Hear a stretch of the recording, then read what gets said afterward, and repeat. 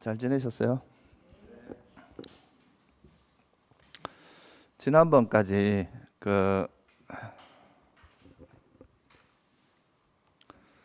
느낌에 대한 알아차림에 대해서 같이 공부를 했는데요. 오늘은 이제 마음에 대한 알아차림, 그러니까 이제 신수신법 중에서 마음에 대한 그 알아차림을 이제 같이 공부를 해보겠습니다. 어떻게 보면 이제 이 사념처 수행은 이제 앞에서 몸에 대한 알아차림에 대해서 공부를 했고, 또 느낌에 대한 알아차림도 공부를 했고, 근데 이제 기본적으로는 이제 신수신법이라고 하는 그 네 가지가 뭐냐 하면 결국 우리가 오온이라고 말씀을 드렸죠, 그죠? 신수신법이라는 게 결국은 그 오온을 이제 이렇게 좀 분류를 해놓은 거라고 할 수 있는데요. 부처님은 이제 일체가 오온이라 그랬잖아요. 우리가 이 사는 세상에 있는 모든 것들은 다 오온의 범주에 들어가고 오온의 형태다. 그러니까 물질과 정신 그 두 가지로 나눌 수 되고, 또 정신적인 부분은 이제 수상행식이라고 하는 이 네 가지의 모임으로 이루어져 있다고 보신 것이 이제 부처님께서 말씀하신 그 세상을 보는 어떤 관점입니다. 그래서 그 오온에 대해서 이해를 한다는 건 결국 우리가 이제 사는 세상에 대해서 이해를 한다는 것이고, 그것을 이제 지금까지는 우리가 그냥 뭐 관념적으로 이해를 해왔다고 한다면, 이제 이런 알아차림 수행을 통해서 내가 직접적으로 이제 그 현상들을 직접적으로 관찰을 해서 그걸 실질적인 이해를 하고자 하는 것이 어떻게 보면 위파사나 수행이라고 할 수 있습니다. 그러니까 우리가 개념적으로 이해를 하는 건 일종의 이제 그 뭐 허상이다, 실상이 아니다 이렇게 말할 수가 있는데, 우리가 실제로 이제 우리에게 일어나는 현상, 실제로 지금 이 순간에 이제 발생하고 있는 또 벌어지고 있는 그런 것들에 대해서 관찰하는 것은 그 실제로 일어나는 실제 모습이다. 그래서 우리가 뭐 그걸 실상이라고 이야기하는데요. 그런 실상에 대한 이해를 통해서 우리가 이제 이런 우리가 사는 이 세상, 세계, 오온이라고 하는 오온으로 5가지의 어떤 형태로 무더기로 구성되어 있는 이런 오온이라는 것을 좀 실질적으로 이해를 해야 결국 여러분들이 이제 집착하고 있는 것들의 그 실제 내용을 보면 그게 이제 부처님께서는 오온이라고 보신 거거든요. 그래서 그 오온을 실질적으로 이해를 함으로써 우리가 오온에 대한 집착이라든가 오온에 대해서 그런 가래 이런 것을 버리고 이제 그런 데서 벗어날 수 있는 그런 지혜를 개발하는데 이제 중심이 되어 있다 이렇게 말할 수 있습니다. 그래서 어떻게 보면 이 알아차림 수행을 하는 것에 있어서 가장 이제 중요한 그 부분은 뭐냐 하면 이 알아차림을 통해서 우리가 이제 그 알아차리는 그 대상에 대한 지혜가 어떻게 보면 이제 개발이 돼야 된다고 말할 수가 있겠죠, 그죠? 이해가 돼야 된다 이거요. 억지로 그러니까 우리가 뭐 우리가 뭔가를 억지로 놓았을 때는 그것은 사실 이해가 없이 그냥 억지로 이제 피한다거나 도망간다거나 외면한다거나 이런 식으로 만약에 번뇌가 버려진다면 그것은 잠재되어 있는 것이지 완전히 버려진 건 아닙니다. 잠재 성향이 버려진 건 아니거든요. 예를 들어서 누구한테 되게 화가 나 있고 그 사람을 미워하는데 그 사람을 일단 안 보면 화가 안 나겠죠, 그죠? 그것은 이제 일시적으로 그 대상을 만나지 않아서 화가 안 난 거지 이 화라는 것 자체가 없어진 상태는 아니거든요. 그러다가 또 나중에 어느 기회가 돼서 그 사람을 만나면 어때요? 화가 확 일어나죠, 그죠? 그건 아직까지 이제 완전 버려진 게 아니라 잠재돼 있다. 그래서 이제 우리가 이제 이런 수행을 통해서 그 대상 자체를 명확히 이해를 하게 되면 이거는 정말 내가 집착할 만한 대상도 아니고 화를 낼 만한 그런 대상이 아니다. 그런 것이 전혀 그럴 만한 가치가 없다. 이런 걸 만약 이해한 사람 같으면 그것이 다시 그 대상을 만난다 해도 그 대상에 대해서 정확히 이해를 하고 있기 때문에 거기에 대해서 뭐 화를 난다거나 집착을 한다거나 이런 일이 없겠죠, 그죠? 그래서 이제 부처님이 말씀하신 이런 내려놓음이라고 하는 것은 버린다. 뭐 우리가 이제 말하는 것은 빨리어로 이 버린다는 걸 빠하나라 그러거든요. 빠하나 그러니까 버린다. 근데 이거는 뭐냐 하면 그 이해 알아차림과 지혜를 확립하면 이제 어떻게 보면 이런 그런 지혜가 생기면 이런 건 저절로 버려진다라고 말할 수 있습니다.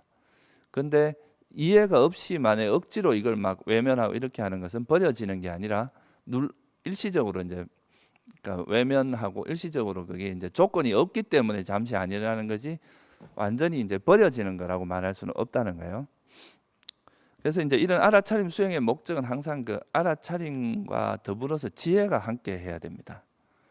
그래서 보면 이 경전에도 보면 항상 뭐라고 나오냐면 뒤에 가면 알아차림과 지혜만이 현존할 때까지 이런 말이 자주 나오죠. 이 뒤에 보면 그 이런 뭐 느낌에 대한 알아차림, 마음에 대한 알아차림 뭐 이런 걸 할 때 말씀을 하실 때 뒤에 가서 뭐라고 하냐면 예를 들어서 뭐 마음이 있구나 하고 마음 챙김을 잘 확립하는데 그게 뭐냐면 지혜만이 있고 알아차림만이 현존할 때까지. 그러니까 항상 우리가 대상을 대할 때 그런 지혜와 알아차림이 함께하는 그런 상태가 될 때까지 노력을 해야 된다는 이야기죠. 그러니까 그 알아차림 자체가 목적이라기보다는 알아차림을 통해서 우리가 이제 이런 그 대상을 알아차림이라고 하는 것은 그 대상을 객관적으로 좋아하고 싫어하는 마음 없이 볼 수 있는 그런 상태를 만드는 거고 그걸 통해서 그 대상을 있는 그대로 이해하는 게 되게 중요합니다. 그래서 부처님이 이제 우리가 수행을 통해서 이제 불교 수행을 통해서 가장 어떠민 그 마음의 요소가 뭐냐라고 이야기한다면 바냐 지혜거든요. 그러니까 이 지혜를 통해서 이제 이런 번뇌도 버리게 되고 또 우리가 어리석음을 완전히 버려서 무명을 타파해서 깨달음으로 이어지기 때문에 그래서 이제 이 알아차림도 그런 지혜를 개발하는 것에 이제 주안점이 있다 이렇게 말할 수 있습니다. 그래서 결국 그 지혜라는 건 뭘 의미하냐면 이제 마음에 대한 이해를 의미합니다. 그죠? 여러분들이 내가 뭐 평생 동안 이 마음을 쓰고 살아가는데 이 마음이 도대체 무슨 짓을 하고 사는지를 모르고 산다면 그 마음을 이해할 수가 없거든요. 맨날 이 마음에 쏟겠죠. 그죠? 그 마음에 끌려다니고 그 마음에 휩쓸리고 이렇게 살아가겠죠. 근데 여러분들이 만약 이 마음을 잘 이해한다면 이 마음의 속성이라든가 특징이라든가 이것이 왜 어떤 방식으로 일어나는지 또 이것이 이렇게 발생하면서 또 어떤 문제를 일으키는지 만약 이런 것들을 잘 이해한다고 하면은 그때는 이제 그 마음을 잘 제어하고 다루어서 여러분들이 그런 고통에서 벗어날 수 있는 이제 계기가 되겠죠. 그죠?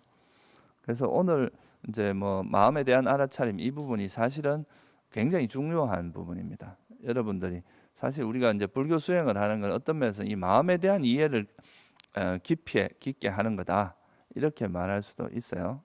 여러분들 뭐 평생을 수행했는데 마음에 대한 이해가 없다면 어떻게 마음을 제어하고 다스리고 그렇게 할 수 있겠어요?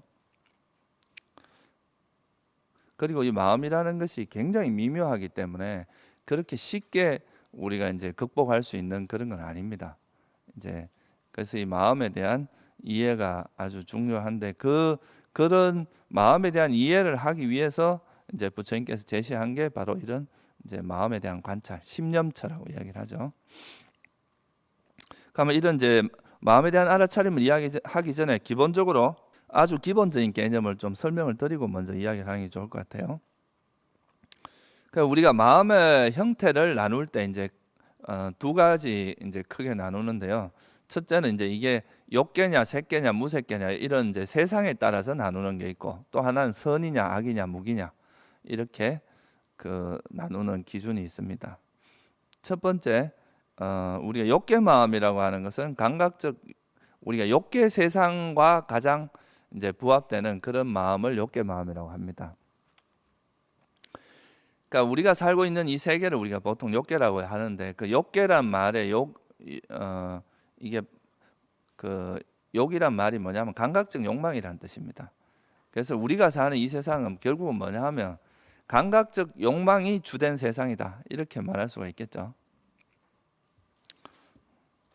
뭐 자주 말씀드리면 여러분들이 보통 이제 세상 살면서 제일 좋아하는 게 뭐겠어요? 많은 감각적 욕망을 누리는 걸 원하시는 게 일반적인 삶이란 말이에요. 뭐 보다 좋은 집, 좋은 차, 뭐 좋은 옷, 뭐 이런 다 그게 이제 감각적 욕망을 누리는 거하고 관계가 있어요. 좋은 음식을 먹는 거, 그러니까 뭐 그러니까 좋은 경치를 구경하고 이런 게 다 이제 감각적 욕망과 한 형태인데, 그래서 그런 이 욕계에 사는 사람들은 이 감각적 욕망이라는 것이 대개 삶의 목적이 되고 그것이 또 아주 중요한 가치가 되는 거죠.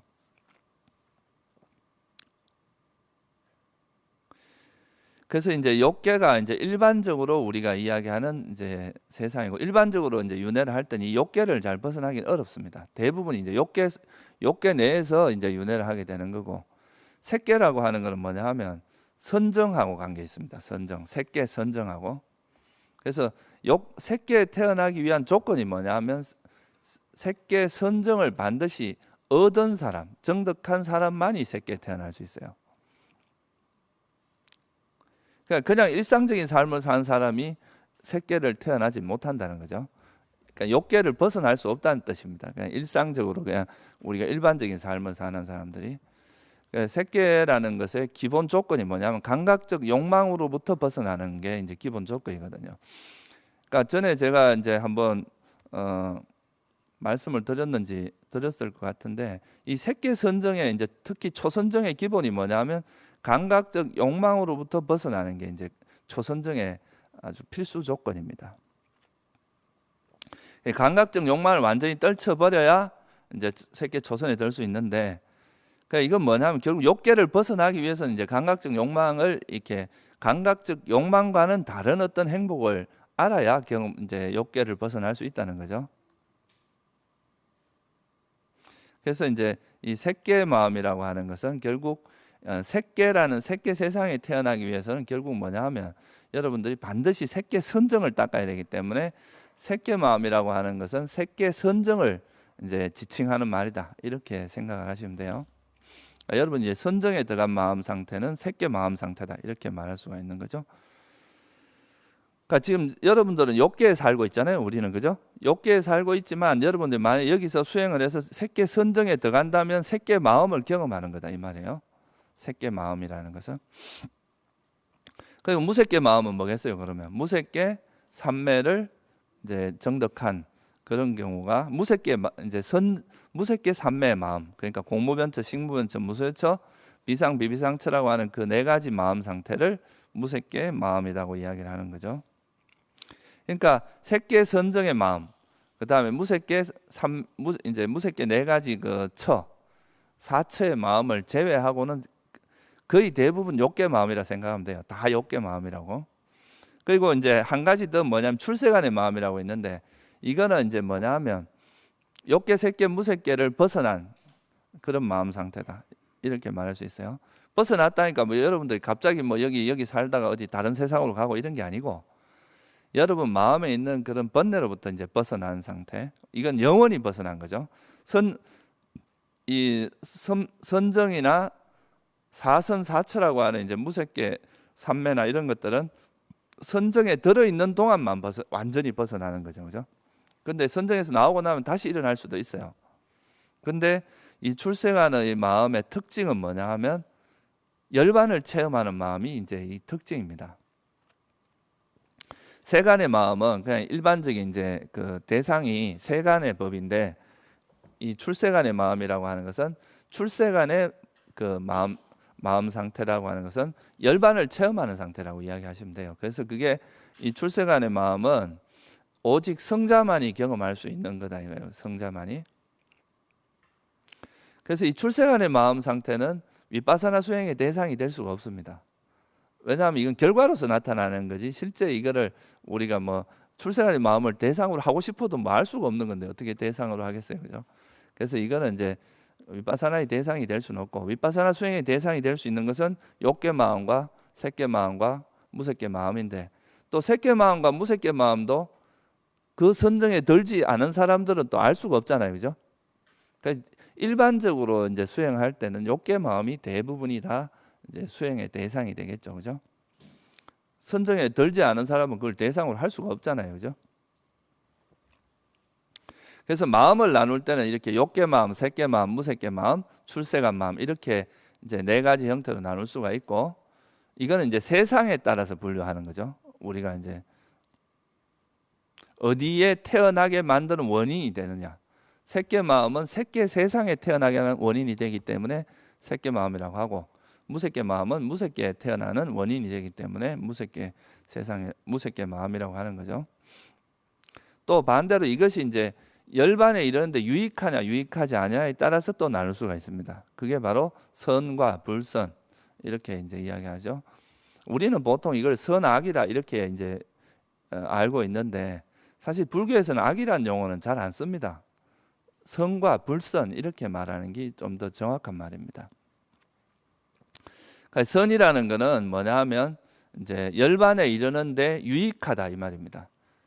여러분들이 선한 마음을 개발하는 것은 나중에 이제 수행을 열심히 하다 보면 나중에 결국 열반에 이르게 하는 조건이 된다는 뜻이고, 해롭단 말은 그건 열반에 이르는데 계속 방해하는 마음이다. 열반에 이르지 못하게 방해하는 마음이다. 이렇게 볼 수가 있는 거죠. 그래서 이거는 이제 이것이 절대적으로 좋은 것이고 이건 절대적으로 나쁜 것이다. 이런 개념이라기보다는 우리가 완전한 행복을 실현하는데 이 윤회로부터 벗어나기 위한 열반을 실현하는 데 있어서 이것이 도움이 되느냐 아니면 도움이 되지 않느냐, 또는 유익하냐 아니면 방해물이고 해로운 것이냐, 여기에 따라서 분류를 한다는 거예요. 그래서 이제 보통 빨리어로는 이걸 꾸살라라고 하는데요. 이 꾸살라라는 용어가 유익하다 이런 뜻이고요. 원래 이제 우리 시골에 있는 풀 있잖아요. 손을 잘못 빼면 이렇게 이 풀을 잘못 잡으면 손 베는 거죠. 그런 게 이제 꾸사풀이라고 이야기를 합니다. 그래서 그 꾸살라라는 용어가 거기서 유래된 말인데, 이렇게 손을 우리가 그런 풀을 잡을 때 어떻게 정신 딱 차리고 잡지 않으면 손을 베잖아요.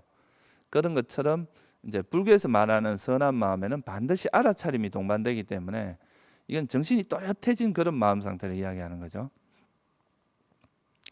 그래서 이런 마음이라야 법을 있는 그대로 볼 수 있고 세상을, 그래서 이 열반에 이르게 하기 때문에 이런 그 마음을 알아차림과 함께하는 마음을 꾸살라, 그러니까 선한 마음이라 그러고, 그렇지 않은 마음, 뭐 예를 들면 탐욕에 빠진다거나 성냄에 빠진다거나 뭐 해태 혼침에 빠진다거나 이런 것들은 해로운 마음, 이제 악꾸살라라 그러죠. 꾸살라가 아니다. 그래서 이런 거는 이제 불선한 마음이다 이렇게 이제 번역을 하는 거죠. 중국에서 이 꾸살라를 선으로 번역을 했고요. 그러면 이제 악꾸살라는 불선이잖아요, 그죠? 그래서 이제 선과 불선 이렇게 이제 이해를 하시면 돼요. 그리고 이제 선하지도 않고 불선하지도 않은 거를 무기라고 이야기를 합니다. 그러니까 선악 무기, 선, 불선, 무기 이렇게 표현하죠. 그래서 보통 우리가 이제 불교에서 말하는 업이 된다라고 이야기하는 마음은 선과 불선에 해당되는 말이에요. 여러분들이 선한 마음을 일으키면 그건 선업을 짓는 게 되고, 불선한 마음을 일으키면 그 마음이 일어날 때는 항상 의도가 함께하게 되는데 그 의도를 우리가 업이라고 이야기하거든요. 그래서 이제 선한 마음과 함께하는 의도는 선업이 되고, 불선한 마음과 함께하는 업은 불선업이 되는 거죠. 근데 이 무기라고 하는 것은 뭐냐 하면, 여러분들이 이제 선이나 불선을 지었어요. 그런 업을 지으면 그 업의 과보로 나타나는 마음이 있을 수 있잖아요, 그죠? 예를 들면 여러분들이 내가 막 태어날 때부터 보기 싫은 걸 많이 보고 몸에도 이제 막 고통을 많이 겪어요. 이제 육체적인 고통을 많이 겪는다. 이런 것은 전생의 불선업의 과보로 나타나는 겁니다. 그래서 이런 것들은 몸으로서 이제 일어나는 그 전오식에서 일어나는 거, 그러니까 보고 듣고 맛보고 냄새 맡고 이런 것이 만약에 전생에 이제 우리가 선업을 많이 지으면 그런 보고 맛보고 냄새 맡고 몸으로 느끼는 것들이 좋은 게 많이 나타나고, 근데 이제 불선업을 많이 지는 사람들은 그런 게 안 좋은 게 많이 나타난다는 거예요. 그런 게 전형적인 과보인데, 근데 이제 과보가 나타났는데 이 과보의 마음이 또 업이 된다면 업이라는 게 멈출 수 있겠어요, 없겠어요? 무한 반복되겠죠, 그죠? 그래서 이 과보로 나타나는 마음은 이제 다시 업이 되지 않습니다. 우리가 세속으로 치면 이런 걸 뭐라 그래요? 일사부재리의 법칙, 그거 맞나요? 한 번 잘못에 대해서 다음에 다시 또 그 죄를 묻고 그러진 않잖아요, 그죠? 그런 것처럼 이 이제 우리가 어떤 업에 의해서 나타난 과보가 또 만약 업이 된다면 그것은 또 새로운 업을 불러 이렇게 끊임없이 이제 끝나지 않는 상태가 되는데, 그 과보의 마음은 일반적으로 힘이 없기 때문에 그 마음 자체가 다시 업을 일으키는 경우는 아니다. 그래서 이런 과보의 마음은 전형적인 무기의 형태가 됩니다. 그리고 또 하나 안 되는 게 뭐냐 하면 이제 작용만 하는 마음이라고 하는데요. 이거는 이제 여러분들이 일반적으로 이제 제일 쉽게 알 수 있는 게 뭐냐 하면 그 아라한이 됐어요. 아라한이 된 존재들은 뭐가 다 사라집니까? 불선한 마음이 완전히 없어진단 말이에요. 그죠? 불선한 마음이라는 것이 더 이상 생기지 않습니다. 이제 번뇌가 다 사라졌기 때문에. 그러면 불선한 마음이 있어야 선한 마음이라는 것도 의미가 있잖아요. 그죠? 근데 불선한 마음이 전부 소멸되어 있기 때문에 선, 불선 이런 개념 자체가 없어집니다. 아라한에게는 선이다, 불선이다 이런 개념 자체가 없어지기 때문에 아라한의 마음을 뭐라고 하냐면 작용만 하는 마음이다. 이제 빨리어는 끼리야라 그러거든요. 이게 작용만 한다. 그냥 단지 이제 거울에 만약 사물이 비치면 마치 비춰주듯이 그냥 아무 그거 없이, 의도도 없이 그냥 이렇게 작용만 하는 마음이 된다는 거죠. 그래서 이 아라한의 마음을 작용만 하는 마음이라고 하는데, 이 아라한의 마음도 업이 되지 않습니다. 그래서 아라한이 되는 순간부터는 새로운 업을 더 이상 짓지 않습니다. 그러니까 무슨 행위를 해도 그 흔적이 안 남는다 이 말이죠. 그래서 그 6조 단계에도 보면 뭐 선도 생각하지 말고 악도 생각하지 말라 이런 말이 나오는데, 이거는 중생들한테 하는 이야기가 아닙니다. 일반 사람 여러분들이 만약 선도 생각 안 하고 불선도 생각 안 하고 이렇게 하면 막 살게 되겠죠. 그죠? 그렇게 살면 그거는 이제 나중에 큰 가보를 받을 수 있기 때문에, 그거는 이제 나중에 수행을 열심히 하시다가 보면 어떤 불선을 완전히 버리게 되면 이제 저절로 그런 거는 이제 그거를 극복하는 상태가 되는 거지, 의도적으로 난 선도 생각 안 하고 불선도 생각 안 하겠다 이런다고 해서 되는 게 아닙니다. 그래서 이제 이런 과보의 마음이나 작용만 하는 마음의 형태는 그것이 업이 되지 않기 때문에 이런 마음의 상태를 우리가 뭐라고 하냐면 무기 상태라고 이야기를 합니다. 여러분이 이 생에 최초로 태어날 때 최초로 일어나는 마음 상태, 그것도 전생의 업에 의해서 일어나는 거라고 보거든요. 그런 것도 우리가 이제 그거를 전문 용어로는 재생 연결 시기라고 이야기를 해요. 최초로 이 생에 태어나게 하는 그 이제 전생에서 이 생으로 연결해 주는 그 마음이다 해서 재생 연결 시기라고 하는데, 그런 것도 전형적인 과보 마음이거든요. 그런 것도 무기성에 해당합니다.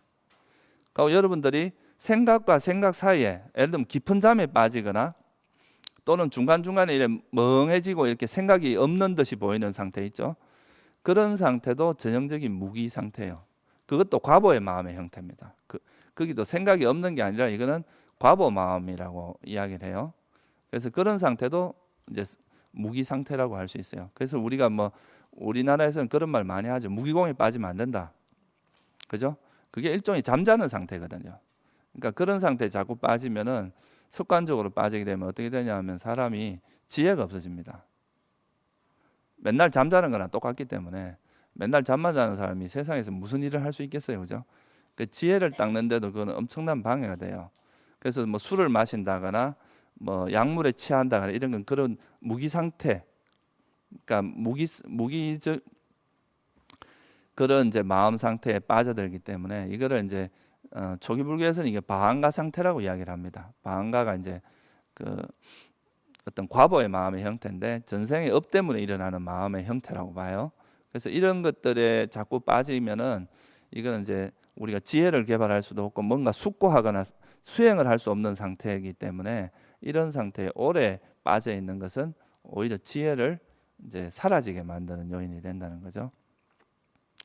그래서 이제 마음의 형태를 욕계, 색계, 무색계, 출세간, 또 이제 선악, 선, 불선, 무기 이렇게 세 가지로 이렇게 나눌 수 있다는 것을 여러분이 이제 기본적으로 좀 이해를 하시는 게 좋겠어요. 그러면 이제 우리 마음에 대한 알아차림으로 돌아와서 우리가 마음을 알아차린다는 게 이제 조금 여러분들 우선에 이해를 좀 해야 될 게 뭐냐 하면, 우리가 일반적으로 물질을 알아차린다는 게 이게 물질이잖아요. 그죠? 이런 물질이 있고 이제 우리가 아는 마음이 있고 이건 대상이란 말이에요. 그죠? 근데 이 마음이라는 것은 사실 이 대상을 아는 주체입니다. 그죠? 이 시계를 아는 게 뭐예요? 마음이잖아요, 그죠? 그러면 우리가 마음에 대한 알아차림이라는 것은 어떤 면에서는 마음이 마음을 아는 거라고 볼 수 있는 거죠, 그죠? 그러니까 이게 조금 특이한 상태입니다. 우리가 일반적인 물질은 그 물질이 대상이 되고 이제 마음이 아는 주체가 또 마음이 아는 주체가 돼서 그 대상을 아는 건데, 이거는 오히려 어떻게 보면 자기 스스로 자기를 아는 꼴이란 말이에요. 그러니까 마음이 마음을 아는 꼴이라서 이게 이제 조금 여러분들 이해가 좀 어려울 수도 있는데, 사실은 이걸 여러분 잘 이해를 해야 되는 게, 마음이라고 하는 것이 어떤 동일한 마음이 계속 진행되면 그런 식으로 진행되는 게 아니고, 우리가 마음을 뭐라 그래요? 찰나생 찰나멸 이렇게 표현하죠, 그죠? 마음이라는 것은 계속 이렇게 어떤 조건에 의해서 일어났다가 사라지고 일어났다가 사라지고 하는데, 앞에 마음이 일어났다가 사라지고 나면 뒤에 일어나는 마음은 이 앞에 일어난 이 마음을 우리가 대상으로 마음이 일어날 수가 있습니다. 금방 예를 들어서 여러분들 지금 내가 화를 낸 것을, 화는 일어나고 사라졌잖아요, 그죠? 근데 그 다음에 내가 화를 냈구나 하고 알 수 있잖아요. 그렇죠? 이건 일종의 뭐냐면 초단기 기억이라고 할 수 있어요. 바로 직전에 있었던 걸 기억으로 아는 거라고 할 수 있는 거죠, 그죠? 근데 이게 바로 앞에 마음과 뒤에 마음이 거의 차별 없이 일어나게 되면 거의 현재 같이 느껴질 수가 있습니다. 동시에 일어나는 것처럼. 근데 엄밀하게 이야기하면 앞에 마음이 일어났다가 사라진 다음에 뒤에 마음으로 아는 거라고 보시면 돼요. 무슨 말씀인지 이해가 되시죠? 그러니까 이걸 이해하는 것이 되게 중요합니다. 보통은 이제 사람들이 이제 이게 워낙 마음이라는 것이 빨리 움직이기 때문에 앞에 일어나고 사라진 마음을 뒤에 마음으로 아는데 마치 이게 동시에 있는 것처럼 느껴진단 말이에요. 그러면 이걸 아는 마음은 뒤에 따로 있고 이게 뭔가 앞에 변하는 건 또 따로 있는 것처럼 이렇게 생각하기가 쉽다는 거죠. 그러면서 이거를 뭐 진하다 이렇게 이야기를 하는 사람이 있는데, 그거는 굉장히 잘못된 이해라는 거죠. 그래서 마음이라는 것은 어떻게 보면 이제 아무리 멀리 있거나 아무리 오래된 일이거나 사실은 바로 직전에 일어난 것을 기억할 수 있는 능력이 있습니다. 그게 뭐예요? 부처님이 그런 걸 뭐 어떤 거라도 다 기억할 수 있는 그 능력이 뭡니까? 그게 숙명토입니다. 부처님께서 과거에 있었던 거를 어떤 일이라도 다 기억을 해내잖아요, 그죠? 그게 이제 신통의 영역에 들어가는데, 그 신통이라는 것은 이제 특별한 힘이기 때문에 어떤 노력을 통해서 개발을 할 수 있는 거긴 하지만, 이제 열심히 노력을 해야 그게 가능한 거긴 하지만, 그건 마음이 가지고 있는 능력 중에 하나다 이거예요. 여러분도 많이 수행을 열심히 하셔갖고 개발하면 할 수 있는 거라는 거죠. 그래서 이 마음은 아무리 오래된 것도 기억할 수 있고 또 바로 직전의 것도 기억할 수 있는 그 힘이 있습니다. 그게 이제 여기 마음을 알아차리는 수행에 활용되는 그 중요한 조건 중에 하나라고 볼 수 있습니다. 만약에 이런 능력이 없다면, 마음은 지나간 일을 알 수 있는 능력이 없다면 우리가 뭐 수행도 불가능하고 그렇잖아요, 그죠? 지나가는 다 잊어버릴 거 아니에요. 그럼 어떻게 이거 개선을 하겠어요, 그죠? 근데 이제 마음이 다행히 마음으로 마음을 볼 수 있는 이런 힘이 있기 때문에 그런 수행이라는 것도 가능하다고 할 수 있습니다. 그래서 앞에서 내가 예를 들어서 시계가 있는데, 이 시계를 우리가 이제 세상을 살아간다는 것은 이 마음이 어떤 바깥의 세상을 이렇게 인지하면서 살아간단 말이에요, 그죠? 여러분들 뭐 어떤 누구를 보면 저 사람 누구다, 저 사람 보면 또 뭐다, 뭐 또 차를 보면 저것은 차다, 이렇게 그것을 인식하는 작용이 일어나는데, 그것을 아는 그 마음, 그냥 이 대상만 자꾸 파악하고 가는 게 아니라 대상을 알고 있는 이 마음을 대상으로 해서 이 마음이 어떤 마음인지를 알 수 있는 그게 있다는 거예요. 이거를 우리가 뭐라고 하냐면 마음에 대한 알아차림이라고 한다 이 말이죠.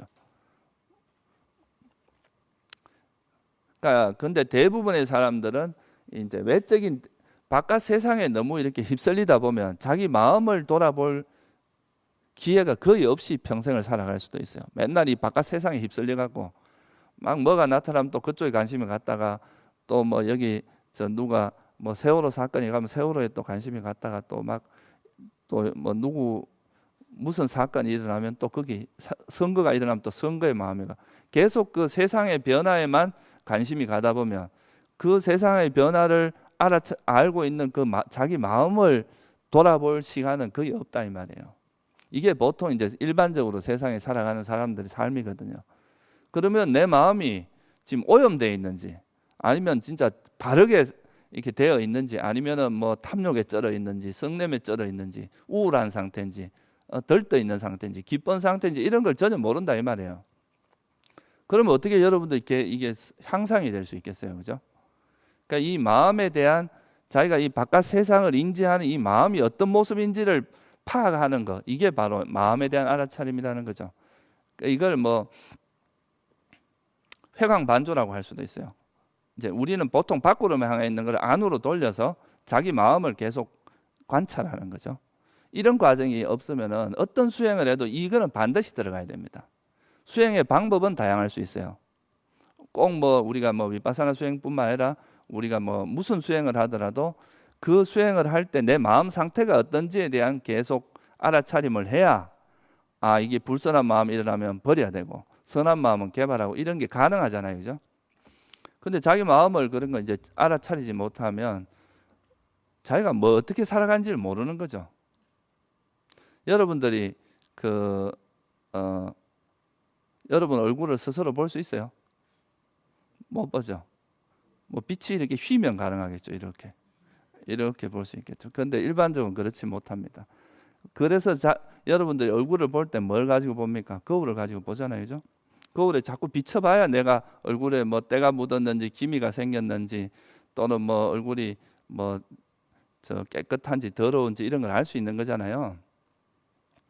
그런 것처럼 우리 마음도 뭔가 이렇게 비춰보는 도구가 있어야, 아, 내가 이게 내 마음이 오염됐는지, 때가 있는지, 아니면 이게 뭐 번뇌가 있는지 이런 걸 알 수 있잖아요.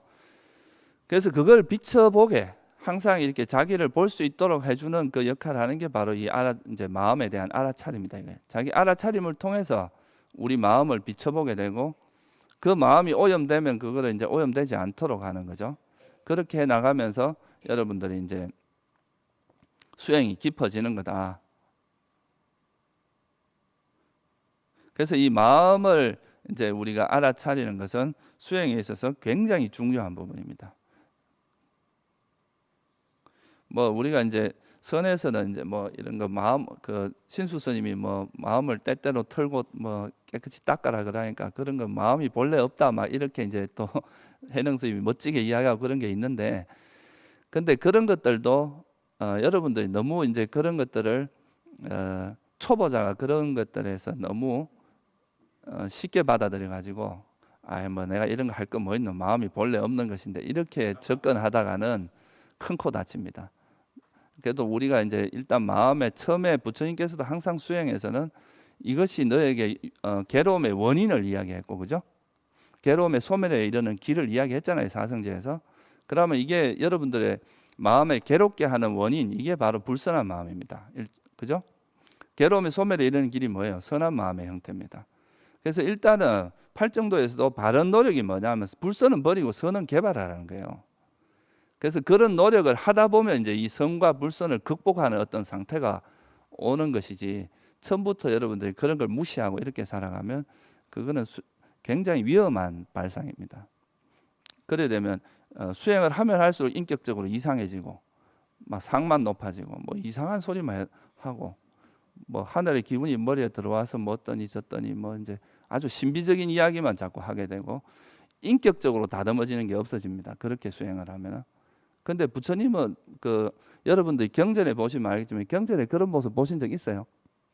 그때 당시에 스님들의 모습이 인격적으로도 얼마나 훌륭하고, 그죠? 존경받고 그렇잖아요. 그러니까 그거는 이제 바른 수행을 하면은 우리가 번뇌라는 게 우리를 마음을 꼬이게 하고 이제 우리를 이상하게 만드는 요소들이거든요. 집착이라든가 그런 분노라든가 게으름이라든가 이런 덜뜸이라든가. 근데 그런 것들이 버려지는 사람이 어떻게 사람이 이상해지고 정신적으로 문제가 있고 그렇게 되겠어요? 그러니까 이제 바르게 여러분들이 수행을 하시면 절대로 그래 되지는 않는단 말이죠. 그래서 이 마음에서 우리가 그런 지금 이야기한 불선한 마음이 일어나면 그걸 알아차리고 이것이 더 이상 내 마음에 자리 잡지 못하게 해야 된다 이거죠. 그리고 이제 선한 마음이 일어난다면 그것은 계속 개발해서 더 지속되도록 하고, 그게 이제 마음에 대한 알아차림 수행의 핵심이다. 그렇게 말할 수가 있습니다. 그러면 이 마음을 이제 알아차릴 때 이 대념청에서 제시한 마음의 형태는 16가지 형태를 제시하고 있습니다. 그러니까 이제 마음이 일어날 때 그 모습을 한 16가지로 분류를 해서 이런 마음이 일어나면 이렇게 일어난다고 깨뚫어 알아라. 그거에 대해서 이제 설명을 하고 있는 거죠. 그래서 이런 마음을 알아차릴 때 알아차림 수행의 이제 가장 중요한 부분이 뭐냐 하면 어떤 대상이 일어나도 그거에 대해서 여러분들이 반응하는 형태를 바꿔야 됩니다. 일반적으로 우리가 이제 세속에서는 좋은 게 나타나면 딱 집착하고 싫은 게 나타나면 마음에 안 드는 게 나타나면 그걸 싫어하는 형태로 반응을 하잖아요. 이게 탐욕과 성냄으로 반응하는 겁니다. 그런데 이런 수행은 그렇게 반응을 하면 안 돼요. 뭐가 나타나더라도 내가 원하는 대상이 나타나든 원하지 않는 대상이 나타나든 간에 그거를 그냥 이런 게 있구나 하고 그냥 알아차리는 걸로 끝나야 된다는 거죠.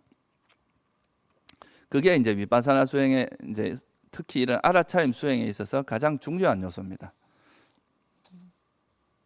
어떻게 보면 이 불교 수행은 이제 여러분들도 잘 아시겠지만 밖에서 뭔가 얻으려고 한다기보다 바깥 세상과 관계하는 내 마음의 어떤 태도, 형태를 바꾸는 거라고 할 수 있습니다. 지금까지 우리는 원하는 게 나타나면 집착하고 원하지 않는 것이 나타나면 싫어하는 이게 이제 일반적인 반응의 형태인데 뭐가 나타나더라도 그것에 좋아하고 싫어하는 마음을 배제한 상태에서 있는 그대로 보는 연습을 하는 게 이제 수행이고 또 그렇게 해야 지혜가 생긴다는 거죠. 그렇지 않으면 그냥 뭐 자기 나름대로 생각하는 것에 대한 집착이나 그런 것밖에 생기지 않지 지혜가 형성되지 않는다는 거예요. 그래서 그런 좋아하고 싫어하는 마음 없이 알아차린다는 게 굉장히 중요합니다. 그러면 우리 마음에서 이제 어떤 걸 알아차리냐면 첫째, 탐욕이 일어나면 탐욕이 일어난다고 알아차리는 거죠. 탐욕스러운 마음. 내가 뭘 봤는데 그걸 막 가지고 싶고 저걸 집착하는 마음. 이런 이제 거기에 대해서 마음이 끌리는 마음이 일어나면 그것은 탐욕이 있는 마음은 탐욕이 있는 마음이라고 알아야 된다 이거. 자기가 감각적 욕망을 부리고 있으면서도 자기가 감각적 욕망이 일어난다는 것을 모른다면 안 되잖아요. 그 욕망이 있는 마음으로 알아야지. 욕망이 있는 마음인데도 욕망이 있는지를 모른다면 그걸 고칠 수가 없다 이 말이죠. 그래서 욕망이 일어나면 욕망이 있는 마음은 있는 마음으로 알고 만약에 그걸로부터 벗어났다. 욕망을 버린 마음이다. 여인 마음이라면 욕망이 없다는 것을 깨뚫어 알아야 된다 이거죠. 여러분들 예를 들어서 명품백을 보고 마음이 갔어요. 근데 그걸 알아차리고 그 마음을 딱 놓으니까 또 이게 거기로 가는 마음이 이래 놓아진 걸 느껴요. 그럼 두 가지 형태가 나타난 거죠. 하나는 뭐예요? 처음에는 탐욕이 있는 마음이 일어난 거고 탐욕이 그걸 이제 놓게 되면 탐욕이 여인 마음이 나타난 거죠. 그 마음의 그런 변화를 확실하게 알아차리라 이 말이죠. 그러니까 모르고 지나가지 말고 여러분들이 그냥 막 정신없이 살다 보면 자기 마음이 어떤 모습으로 사는지 모른다는 거죠. 그러니까 이거는 알아차림의 거울로 계속 자기 마음을 비춰보라는 뜻입니다. 그러니까 이제 성냄이 있는 마음은 성냄이 있는 마음으로 알고 또 성냄이 없는 마음은 성냄이 없는 마음으로 알라는 거죠. 누구하고 이야기를 하는데 잘난 체를 해요. 확 올라옵니다. 그러면 이제 그거를 올라오는 순간에 그 화가 나는 마음이라는 걸 알고 또 그걸 알아차리다 보니까 이게 이제 또 마음이 가라앉게 되면 이게 버려진 마음 상태구나. 이런 걸 비교를 해야 여러분들이 이걸 벗어날 수가 있어요. 탐욕이 있는 마음은 이렇게 괴롭고 불편하고 마음이 이렇게 들떠는데 이것이 버려진 마음이 이렇게 고요하고 안정된 마음 상태구나. 이런 걸 알면 이것이 훨씬 수성하고 좋은 마음 상태라는 걸 알아서 이제 벗어날 수가 있는 거죠. 그래서 어떻게 보면 이제 탐욕이 있는 마음, 성냄이 있는 마음 이런 것들은 이제 불선한 마음에 해당하고 아까 말한 걸로 이야기하면 이제 탐욕을 여인 마음, 성냄을 여인 마음 뭐에 해당하겠어요? 선한 마음에 해당하겠죠, 그죠? 그리고 미혹이 있는 마음이라고 이야기를 하는데요. 이 미혹이 있는 마음이라는 것은 이제 일반적으로 그 어리석음이 바탕이 되어 있는 마음을 이야기합니다. 그래서 이 어리석음이 바탕이 되어 있는 마음은 사실은 모든 불선한 마음은 다 어리석음이 바탕이 되어 있어요. 왜냐하면 어리석음은 모든 불선한 마음의 뿌리에 해당합니다. 불선한 마음이라 그러면 이 어리석음이 바탕이 안 되고 일어나는 경우는 없거든요. 그래서 뭐 의심이 일어난다거나 들뜸이 일어난다거나 이런 것들은 다 미혹한 마음에 해당한다. 그렇게 볼 수 있어요. 어떻게 보면 뭐 이제 해로운 마음이 일어날 때, 불선한 마음이 일어날 때는 우리가 그 대상에 대해서 미혹됐다 이 말이거든요. 그게 어떤 대상을 있는 그대로 명확히 볼 수 있는 상태가 아니고 마음이 거기에 홀려버렸다, 현혹됐다, 뭐 이렇게 표현할 수 있는 거죠. 그래서 그 미혹된 마음이라고 할 수 있고, 그게 이제 대상을 명확히 통찰할 수 있는 그런 상태면은 뭐가 되겠어요? 그 미혹되지 않은 마음이라고 할 수 있겠죠, 그죠? 미혹을 여 있다.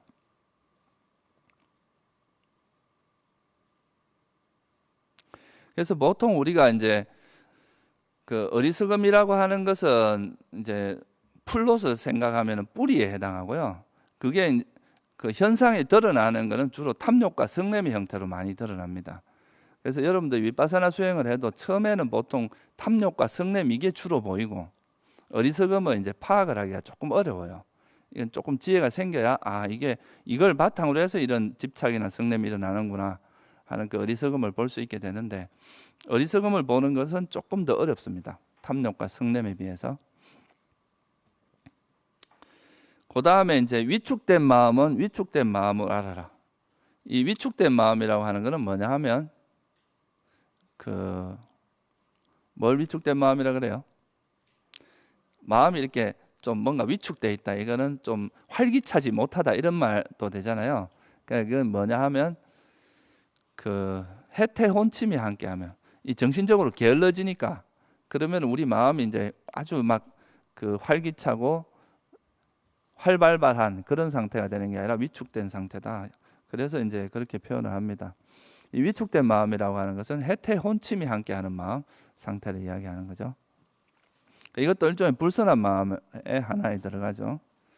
그 다음에 산란하다는 말을 우리 많이 들어보셨죠, 그죠? 산란하다는 건 들뜸, 마음이 이래 들떠 있는 상태를 이야기하는 거죠. 사실 불선한 마음은 전부 다 우리 마음을 들뜨게 합니다. 우리가 그 아무리 재미있는 것도 여러분들이 뭐 TV에서 만약에 뭐 개콘이나 뭐 이런 재미있는 예능 프로를 본다. 그러면 그때 이제 즐겁기도 하지만 이제 그건 일종의 감각적 욕망을 누리기 때문에 행복하거든요. 근데 그 마음은 약간 들떠 있는 마음입니다. 마음이 들떠 있는 상태가 되죠. 근데 우리가 수행을 통해서 오는 그런 행복은 그런 들뜬 상태가 아니고 아주 안정되고 평안하고 고요한 상태에서 오는 행복이죠. 그래서 이런 산란한 마음이 들떠 있으면은, 들떠 있을 때 여러분들이 뭐 예를 들면 책을 보면 잘 보이던가요? 안 보이죠? 그건 마찬가지인 거죠. 마음이 이래 떠 있다 그러죠, 우리말로. 보통 들떠 있는 상태에서는 현상을 명확히 볼 수가 없어요. 마음이 떠 있는 상태에서는 그게 그래서 이제 이런 것도 역시 불선한 마음의 형태에 들어간다고 볼 수 있어요. 그래서 이제 위축됐거나, 이건 해태원침이 함께하거나 산란하거나, 또 고귀한 마음은 고귀한 마음으로 알고 고귀하지 않은 마음. 고귀하다는 것은 일반적으로 뭐냐 하면 선정의 마음을 이야기합니다. 색계나 무색계 마음을 고귀하다고 이야기하죠.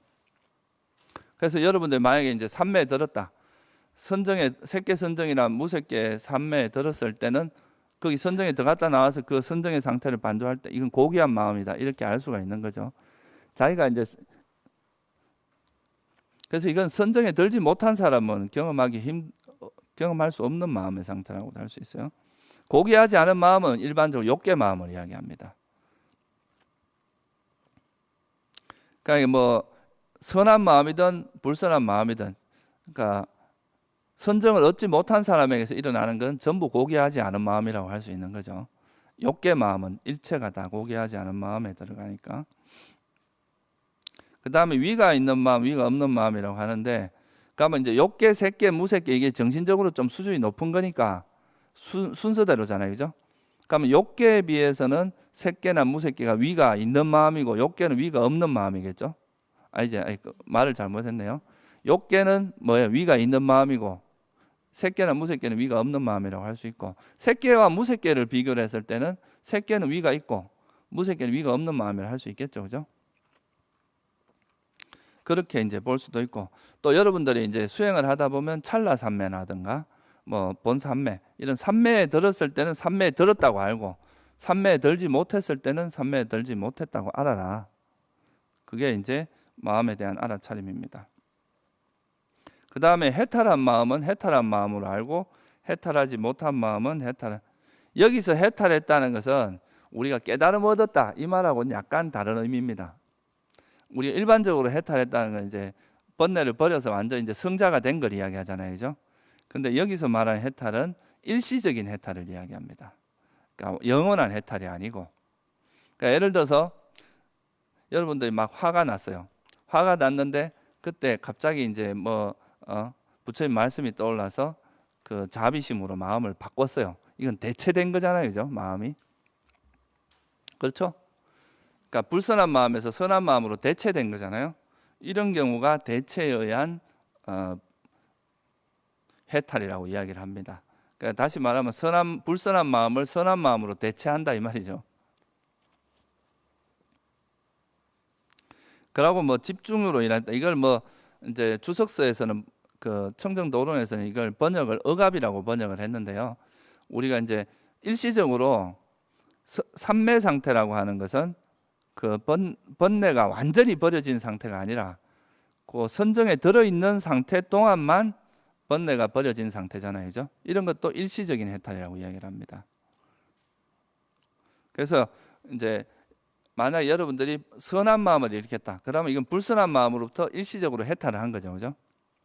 그리고 만약에 이제 삼매에 들었다, 그러면 5가지 장애 요소나 이런 불선한 마음으로 일시적으로 완전히 해탈한 거죠. 그래서 이런 건 해탈한 마음이라고 이야기할 수 있고, 근데 번뇌에 만약에 물들어 있다, 그러면 해탈하지 못한 마음이 되겠죠, 그죠?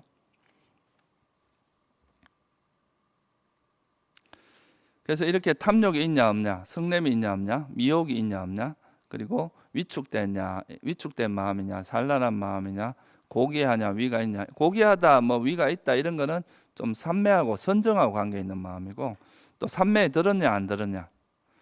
그러니까 여러분 마음이 삼매에 든 상태냐, 삼매에 들지 못한 상태냐, 해탈했느냐, 해탈하지 못한 상태냐, 이제 이런 것들을 알아차리면서 거기서 만약에 이제 번뇌가 탐욕이 있거나 성냄이 있는 마음이면은 그걸 어떻게 해야 되겠어요? 버려야 되겠죠, 그죠? 그걸 포기하고 일어나지 않게 하고 버리는 쪽으로 가야 되고, 만약에 탐욕이 없는 마음이나 성냄이 없는 마음이나 미혹이 없는 마음은 계속 지속되도록, 안 일어났다면 그런 게 일어나도록 해야 되고, 그죠? 그게 이제 마음에 대한 알아차림에서 이제 우리가 해야 될 방향이다 이거예요. 그래서 이 마음을 알아차리는 수행은 한마디로 말해서 자기 마음을 계속 거울에 비춰서 그 마음이 이런 번뇌에 오염되지 않도록 그걸 알아차려야 돼. 일단 오염되면 그 오염된 걸 알아차리고 그거를 버리고 이제 그걸 대체를 하든지 또는 삼매를 통해서 닦든지 지혜를 통해서 대체를 하든지 거기로부터 벗어나는 그런 이제 수행을 계속 하는 거다, 이렇게 말할 수 있습니다. 그래서 이런 마음을 변화시키는데 첫째 조건이 뭐냐 하면 알아차려야 돼요. 여러분들 무슨 마음이 일어나는지를 모르고는 안 된다 이거죠. 맨날 저 바깥 세상에 끌려다니는 삶을 가지고는 절대 이 마음을 변화시킬 수가 없습니다. 세속에서 아무리 똑똑해도 아무리 많은 지식을 갖고 있어도 자기 마음을 돌아보지 않는 사람은 절대 마음을 정화할 수가 없어요. 자기 마음이 이제 어떻게 되는지 알 수가 없잖아요, 그죠? 그래서 어떻게 보면 세속에서 막 되게 뛰어나고 명예도 많고 고위직에 있는 사람인데도 성격은 보면 완전히 정말 이렇게 수준 이하의 그런 사람도 있잖아요, 그죠? 그런 것은 이제 바깥의 어떤 대상에 대한 지식은 많았을지 몰라도 자기 마음을 돌아보는 게 없었기 때문에 그렇다 말할 수 있습니다. 그래서 이 십념처는 바로 그런 우리 마음을 계속 비춰서 그 마음을 오염으로부터 벗어나게 하는 거다, 그렇게 말할 수 있습니다. 오늘 여기서 마치겠습니다.